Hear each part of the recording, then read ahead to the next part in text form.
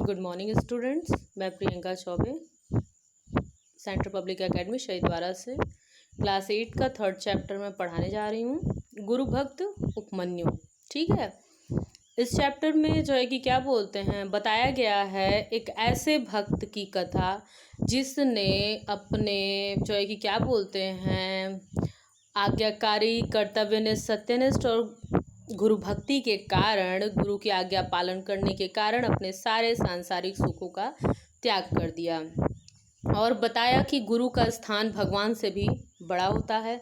ये इस समय की बात नहीं है बेटा, ये उस टाइम की है, वैदिक काल की बात है, जब जो है कि क्या बोलते हैं स्कूल नहीं हुआ करते थे, आश्रम हुआ करते थे, बच्चे आश्रम में जाते थे शिक्षा के लिए और गुरु को ही अधिकार प्राप्त था कि वो बच्चे के जो है कि शारीरिक, मानसिक, नैतिक सारे विकास का दायित्व गुरु के ऊपर था।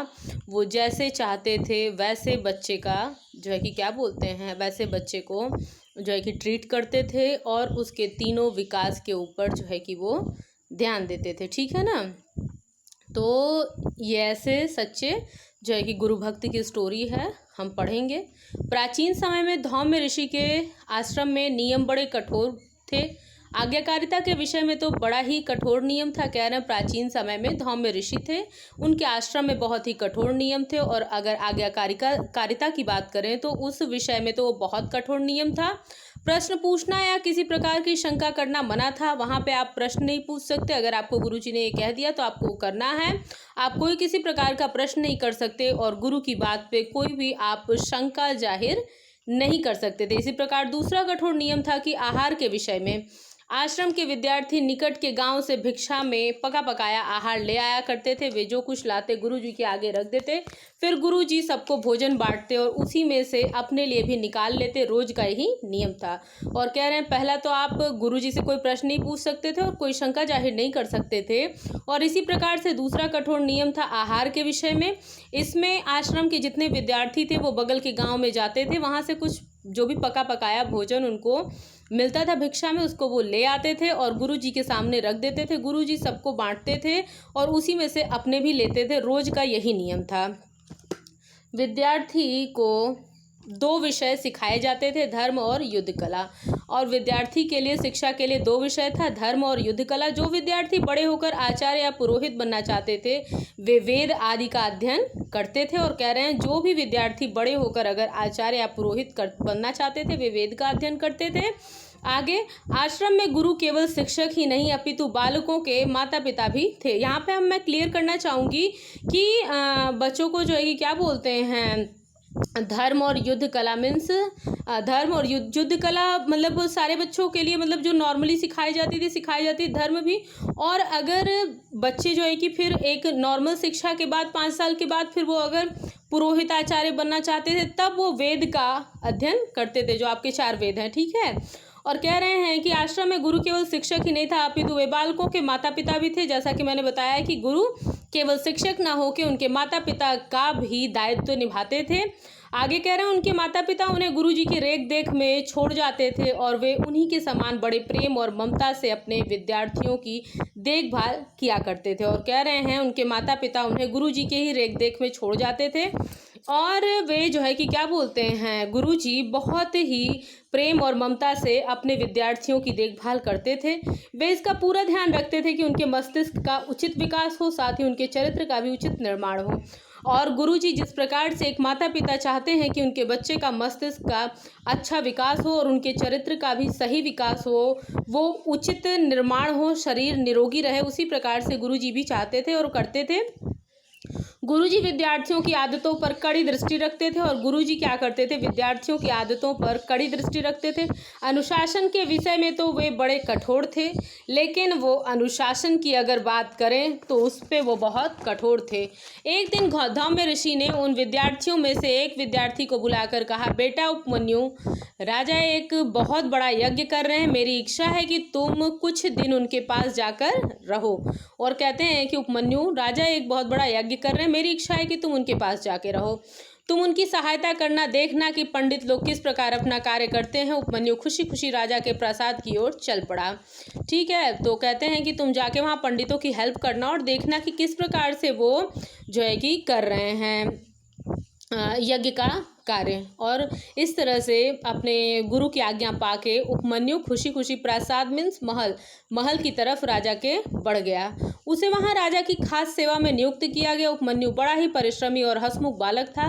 कह रहे राजा की खास सेवा के लिए उसको नियुक्त किया गया और उपमन्यु बहुत ही परिश्रम और हंसमुख बालक था। इस कारण सभी लोग उससे प्यार से प्रसन्न रहते थे उससे। जब कुछ दिन बाद आश्रम में लौटा तो गुरुजी ने उसे बुलाया। उससे कहा, पुत्र उपमन्यु, क्या तुमने इतने दिनों तक उपवास करते रहे? और जब वह वापस लौटता आश्रम तो गुरुजी बोलते हैं कि उपमन्यु, क्या तुम इतने दिन तक उपवास करते रहे? कहता है, नहीं तो गुरुदेव। उपमन्यु ने चकित होकर उत्तर दिया। कहते हैं, मेरी भी यही धारणा थी। गुरुदेव ने कहा, तुम काफी हृष्ट पुष्ट लग रहे हो। तुमने प्रसाद के बढ़िया बढ़िया पकवान छक्कर तो नहीं खाए?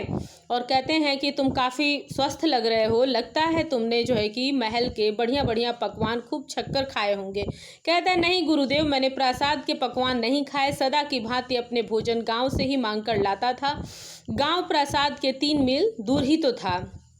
कहते हैं कि नहीं गुरुदेव, मैंने आपके कहे नियम का पालन किया। मैंने प्रसाद का भोजन नहीं किया। मैं जो है कि गांव से भिक्षा मांग के लेके आता था भोजन, उसी को मैंने किया। वो 3 मील दूर था।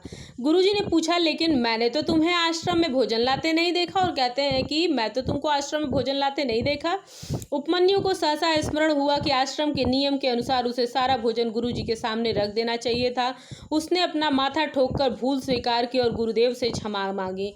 उपमन्यु को तुरंत याद आया कि उससे गलती हुई कि वो भिक्षा तो मांग के लाया, लेकिन वो सारा भोजन स्वयं खा गया, जबकि आश्रम के नियम के अनुसार उसको भोजन जब मांग के लेके आना था वो गुरुजी के समक्ष रखना था। गुरुजी उसमें से जो देते वही उसको खाना था। और उसने गुरुदेव से माफ़ी मांगी, अपनी गलती स्वीकार की। उसके बाद उपमन्यु ने भिक्षा में मिला सारा भोजन लाकर गुरुजी के सामने रख दिया। उन्होंने भोजन रखवा लिया और संकेत से उसको चले जाने को कहा।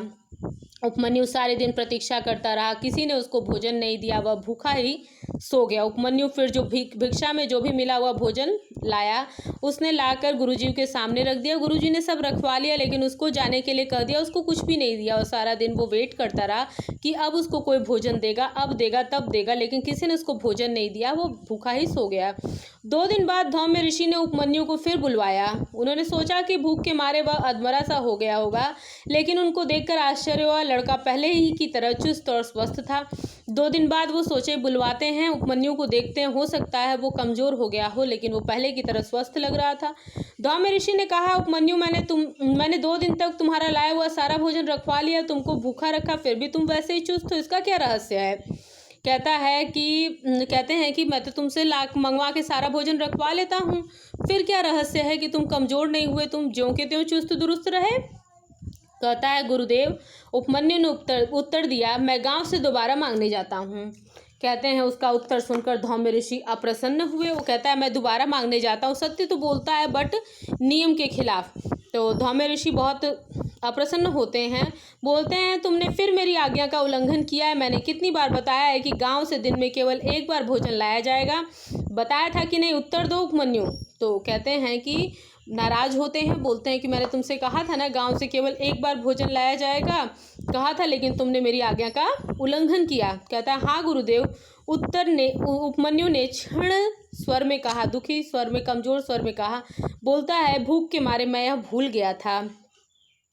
धौम्य ऋषि ने गंभीर स्वर में कहा, तुमको ध्यान रखना चाहिए कि यह गांव केवल हमारे आश्रम की सहायता नहीं करता, औरों की भी करता है। उनका कृतज्ञ होने की बजाय तुमने लोभ किया, उनसे दोबारा भोजन मांगा। जाओ, गायों को चराने ले जाओ। मैंने जो कुछ कहा है उस पर विचार करो। कहता है कि मैं भूख से भूल गया था और मैं दोबारा भोजन मांगने चला गया। धौम्य ऋषि गंभीर स्वर में बोलते हैं, तुमको याद रखना चाहिए, गाँव वाले जो है कि हमारे आश्रम की सहायता करते हैं, ठीक है? और कहते हैं, गांव वाले केवल हमारे आश्रम की सहायता नहीं करते, बल्कि औरों की भी करते हैं, ठीक है। तो कहते हैं कि उनका उपकार मानने की बजाय तुम लोभ किए हो और जो है कि दोबारा भोजन किए हो मांग के उनके यहाँ से। जाओ अब तुम गायों को चराने जाओ और जो मैंने कहा है उस पर तुम ध्यान देना।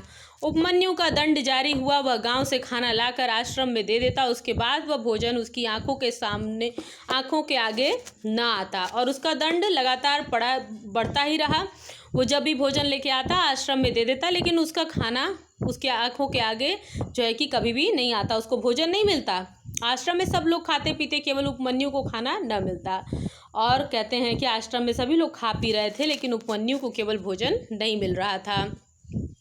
इसी प्रकार 3 दिन और गुजर गए। गुरुजी इसी प्रतीक्षा में रहे कि उपमन्यु आकर खाना मांगे, लेकिन वह नहीं आया। आखिर गुरुजी ने फिर उसे बुलवाया और उससे पूछा, कहो उपमन्यु, आज तुम्हें गायों के साथ जाने में कोई कठिनाई हुई? कहते हैं कि गुरुजी सोचते हैं कि क्या बोलते हैं, हो सकता है अपनी गलती की माफ़ी मांगेगा और आके मुझसे भोजन मांगेगा, मैं दे दूंगा। लेकिन वो फिर नहीं उनसे मांगने आता है। तो एक दिन बुलवाते हैं गुरुजी उसको, उपमन्यु को। कहते हैं कि गायों को ले जाने में तुमको कोई कठिनाई तो नहीं हो रही है? कहता है, नहीं गुरुदेव। उपमन्यु ने कुछ हैरानी से कहा, जरा भी नहीं। कहते हैं, क्या? अब गुरुदेव की बारी थी हैरान होने की। क्या तुमने इसी अवस्था में भूख पर विजय पा ली? और कहते हैं कि वो देखते हैं और कहते हैं, गुरुदेव बहुत चकित होते हैं। कहते हैं कि इसी एज में तुमने जो है कि भूख पे विजय पा ली क्या? उपमन्यु ने धीरे से कहा, मैंने गायों का दूध पी लिया था।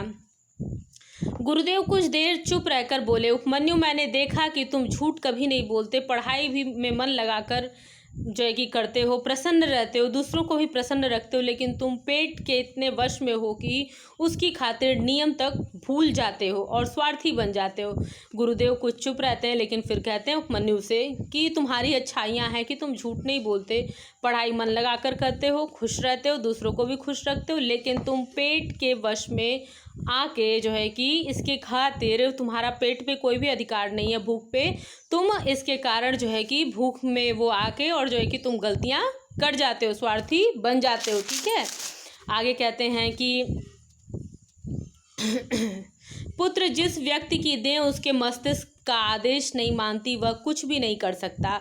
और कहते हैं कि जो भी व्यक्ति की देह उसके मस्तिष्क का आदेश नहीं मानती, शरीर का कोई भी अंग अगर आपके दिमाग का जो है कि आदेश नहीं मानता, तो वह कुछ भी नहीं कर सकता। तो कहते हैं कि अगर आपके दिमाग के अकॉर्डिंग आपका शरीर नहीं चलता है, तो आप जीवन में कुछ नहीं कर सकते हैं।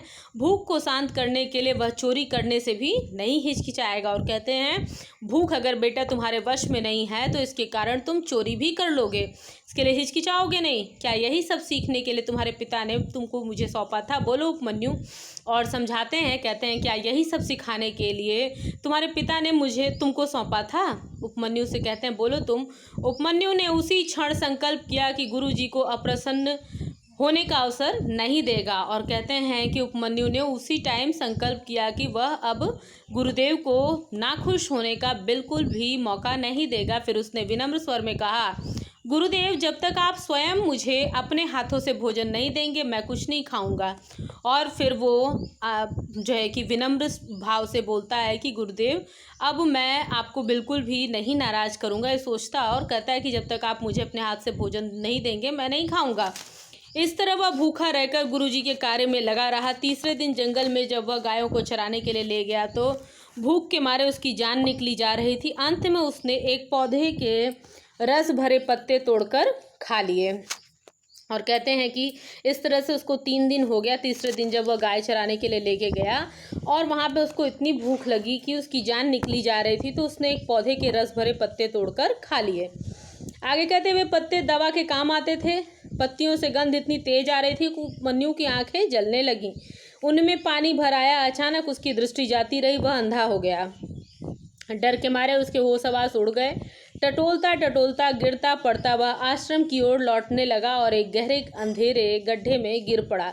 डर के मारे वह रोता रहा। धीरे धीरे रात हो गई। और कहते हैं कि भूख से वो इतना व्याकुल हो जाता है कि एक पेड़ के पत्ते को खा जाता है। वो पत्ता दवाई के काम आता था और उसकी इतनी तेज सुगंध थी कि जो कि उसकी आंखों में लग रही थी और उसकी आंखें जलने लगी। इस कारण वो आंखों से दृष्टिहीन हो गया, उसकी आंखों से दिखाई नहीं दे रहा था।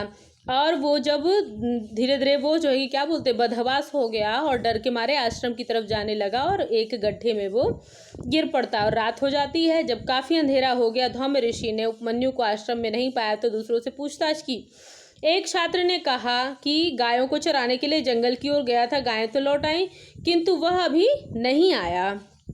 धौम्य ऋषि जब उपमन्यु को नहीं देखते हैं, सभी बच्चों को देखते हैं, तो वो पता करते हैं, कहते हैं कि कहाँ चला गया। तो बच्चे बताते हैं कि गाय चराने वो गया था जंगल में, गाय तो चली आई लेकिन अभी उपमन्यु नहीं आया। गुरुदेव सहसा उठ खड़े हुए और बोले, अंधेरा हो रहा है, चलो उसे ढूंढे। गुरुदेव अचानक उठते हैं, कहते हैं कि अंधेरा हो रहा है, चलो उसको ढूंढने चलते हैं। शिष्यों के साथ गुरुदेव उपमन्यु को ढूंढने जंगल की ओर चल पड़े। चलते चलते वह जोर जोर से पुकारने लगे, उपमन्यु उपमन्यु, कहाँ हो बेटा, मेरी आवाज़ सुन रहे हो? और मैंने आपको बताया कि गुरु ही नहीं बल्कि माता पिता का भी वो दायित्व निभाते थे। जिस प्रकार से बच्चे को न मिलने के कारण माता पिता को कष्ट होता है, उसी प्रकार से गुरुजी को भी कष्ट हो रहा था। उतनी रात में वो बुला रहे हैं उपमन्यु उपमन्यु और खोज रहे हैं, कह रहे हैं मेरी आवाज़ तुम सुन रहे हो? रोते रोते थक कर उपमन्यु सो गया था। गुरुदेव की पुकार कानों में पड़ी तो चौंक कर उठ बैठा। आखिर गुरुदेव ने गड्ढे के किनारे खड़े होकर नीचे झांका, उपमन्यु को देखा और पूछा, तुम इस गड्ढे में क्यों बैठे हो उपमन्यु? अपने दुख और अभिमान को कठिनाई से दबाकर उपमन्यु ने कहा, गुरुदेव मैं अपनी इच्छा से यहाँ नहीं पड़ा हूँ, इसमें गिर गया हूँ। मैंने भूख के मारे एक पत्ते को खा लिया पौधे के, उनको खाते ही मेरी आंखें जलने लगी और मेरी दृष्टि एकदम धुंधली हो गई।